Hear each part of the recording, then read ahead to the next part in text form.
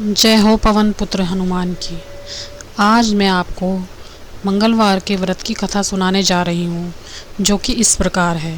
एक ब्राह्मण दंपत्ति के कोई संतान नहीं थी, जिसके कारण पति पत्नी बहुत दुखी रहते थे।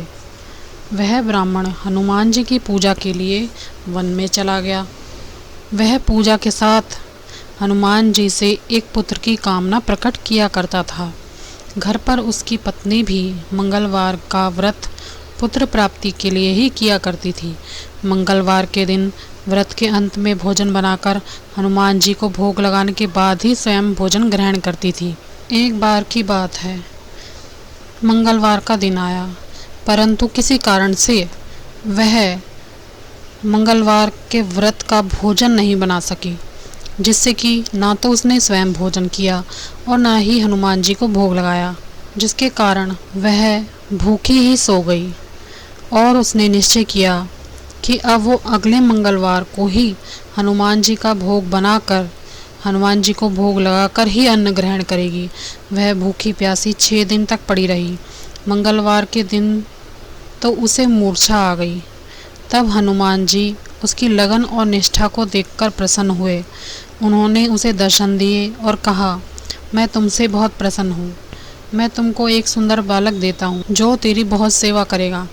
हनुमान जी मंगलवार को बाल रूप में उसको दर्शन देकर अंतर्ध्यान हो गए। सुंदर बालक पाकर ब्राह्मणी बहुत खुश हुई। ब्राह्मणी ने बालक का नाम मंगलवार रखा। कुछ समय पश्चात ब्राह्मण वन से लौटकर आया।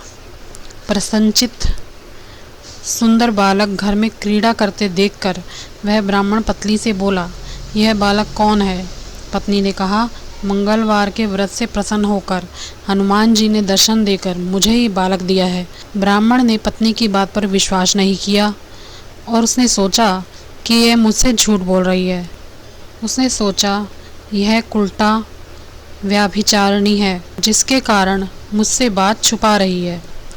एक दिन उसका पति कुएं से पानी भरने जा रहा था, तो पत्नी ने कहा कि आप मंगल को भी साथ ले जाओ।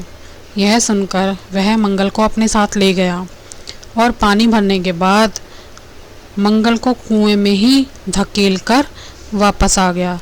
पत्नी ने पूछा कि मंगल कहाँ है?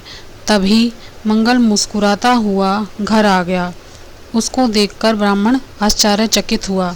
रात्रि को उसके पति से हनुमान जी ने सपने में कहा, यह बालक मैंने दिया है, तुम पत्नी को उल्टा क्यों कहते हो? पति यह जानकर बहुत ही खुश हुआ।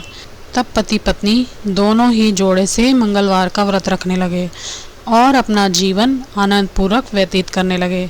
जो मनुष्य मंगलवार का व्रत करेगा, कथा पढ़ेगा या सुनेगा और नियम से व्रत करेगा, उसके हनुमान जी की कृपा से सब कष्ट दूर हो जाएंगे और उसे सारे सुख आसानी से प्राप्त हो जाएंगे और सारे कष्ट हनुमान जी हर लेंगे।